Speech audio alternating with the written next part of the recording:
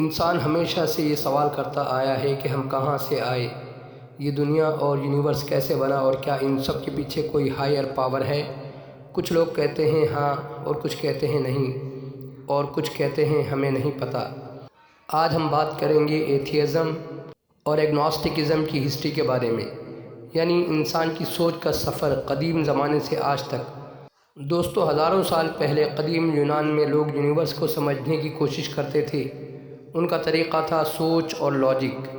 اس دور میں ایک مشہور فلاسفر تھا جس کا نام تھا ڈیموکریٹس۔ اس نے کہا کہ دنیا بہت چھوٹے ذرات سے بنی ہے، جنہیں اس نے ایٹوموس کا نام دیا۔ یہ بات ریلیجن پر نہیں بلکہ سوچ اور آبزرویشن پر بیس تھی۔ اس دور میں کچھ لوگوں نے یہ سوچنا شروع کیا کہ شاید ہر چیز کے لیے گاڈ کی ایکسپلینیشن ضروری نہ ہو، اور یہیں سے ایتھیزم اور ایگنوسٹکزم جیسے آئیڈیاز کی شروعات ہوئی۔ پرانے یورپ میں جیسے رومن ٹائمز میں ریلیجن بہت امپورٹنٹ تھا۔ زیادہ تر لوگ دنیا کو مذہبی نظروں سے دیکھتے تھے، یعنی خدائی علم کے تناظر میں۔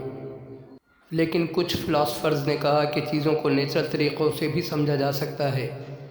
ایک فلاسفر جس کا نام لوکریشس تھا، اس نے لکھا کہ دنیا اپنے نیچرل رولز کے ساتھ چلتی ہے اور ہر چیز میراکل سے نہیں ہوتی۔ لیکن اس کی سوچ ایک ایکسٹریم پر تھی، یعنی اس نے خدائی انٹرونشن کو نیچرل رولز سے مائنس کر دیا، جو کہ غلط نظریہ تھا۔ جبکہ مذہبی لوگوں کی سوچ تھی کہ دنیا اسباب کے ساتھ جڑی ہوئی ہے، لیکن خدائی انٹرونشن بھی موجود ہے۔ اس دور میں ایتھیزم اتنا پاپولر نہیں تھا، اس لیے لوگ اپنی بات کھل کر نہیں کہہ سکتے تھے، تو وہ پوئٹری یا کتابوں میں اپنی سوچ کا اظہار کرتے تھے۔ یہی تھی وہ ایتھیزم کی سوچ، جو خدا کے وجود سے بالکل انکار کرتے تھے اور ایک آزاد سوسائٹی کے حامی تھے۔ وقت کے ساتھ ساتھ زمانہ بدل گیا اور لوگوں نے سائنس اور لاجک کو زیادہ امپورٹنس دینا شروع کیا۔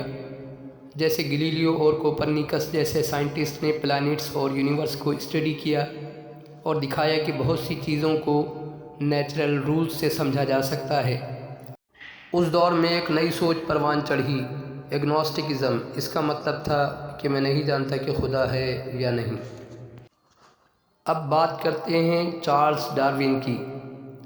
دوستو، چارلس ڈارون 19 سینچری میں انگلینڈ میں پیدا ہوا۔ وہ ایک نیچرلسٹ تھا۔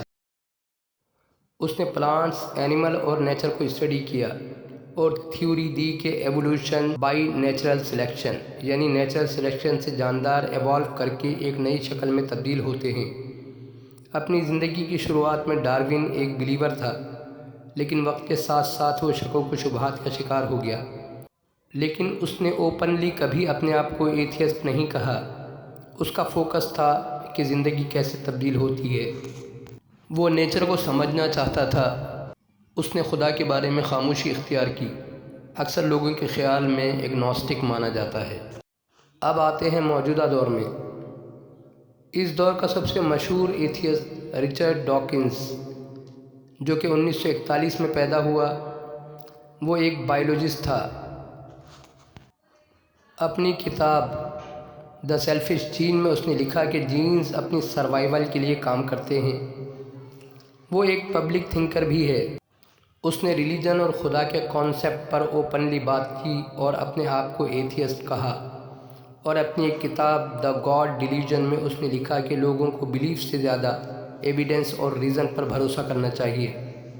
دوستو، ڈاکنز کے نظریات نے موجودہ دور کی ینگ جنریشن کو بہت متاثر کیا، کیونکہ اس کے نزدیک انسان کے لیے ریلیجیس رولز کا پابند ہونا ضروری نہیں، اور موریلٹی خدا کے بغیر بھی بن سکتی ہے۔ اس کے لیے سائنس اور ریزن کافی ہیں۔ وہ انسان کو ریلیجیس اتھارٹی سے آزاد دیکھنا چاہتا ہے، لیکن وہ خود بھی ایک نیا بیلیف سسٹم پیش کرتا ہے جس کو سائنٹزم کہتے ہیں۔ اب آپ خود فیصلہ کریں کہ اگر خدا کو نہ ماننا آزادی ہے، تو سائنس کو خدا بنانا بھی تو ایک قید ہی ہے۔ وہ لوگوں کو انوائٹ کرتا ہے کہ اپنی بیلیف کو ریزن اور سائنس کے اینگل سے دیکھیں، لیکن دنیا میں بہت سے لوگ اس سے ایگری نہیں کرتے، اور اس پر آج بھی ڈیبیٹ چل رہی ہے۔ دوستو، موجودہ دور میں کچھ سروے کے مطابق بہت سے سائنٹسٹ بیلیف اور سائنس دونوں کو ساتھ لے کر چلتے ہیں۔ اس لیے یہ کہنا ہے کہ سائنس اور بیلیف ایک دوسرے کے اپوزٹ ہیں، یہ بات ٹھیک نہیں۔ ہسٹری ہمیں یہ سکھاتی ہے کہ انسان ہمیشہ علم سیکھتا آیا ہے۔ کچھ لوگ بلیف کا راستہ چنتے ہیں اور کچھ صرف ریزن کا، اور کچھ دونوں کا مکس۔ دوستو، سائنس یہ ہمیں بتاتی ہے کہ دنیا میں فزکس کے لاز کیسے کام کرتے ہیں، لیکن سائنس کے پاس ایسا کوئی ٹول نہیں کہ وہ انسانی ایموشنز، رائٹ اور رانگ کا کانسیپٹ اور گڈ اینڈ ایول کا فرق یہ ہمیں بتا سکے، اور نہ ہی یہ بتا سکتی ہے کہ ہماری زندگی کا مقصد کیا ہے اور موت کے بعد کی زندگی کا کانسیپٹ۔ یہ سب کچھ سائنس کے دائرے اختیار سے باہر ہے۔ دوستو، یہ سفر تھا نان بلیورز کی ہسٹری کا کہ ایتھیزم کیسے وجود میں آیا۔ اگلے ویڈیو میں ہم اٹھائیں گے کچھ کریٹیکل سوال کہ سائنس، آبزرویشن، بگ بینگ اور بلیف یہ سب کیسے ایک دوسرے سے کانٹیکٹ ہیں۔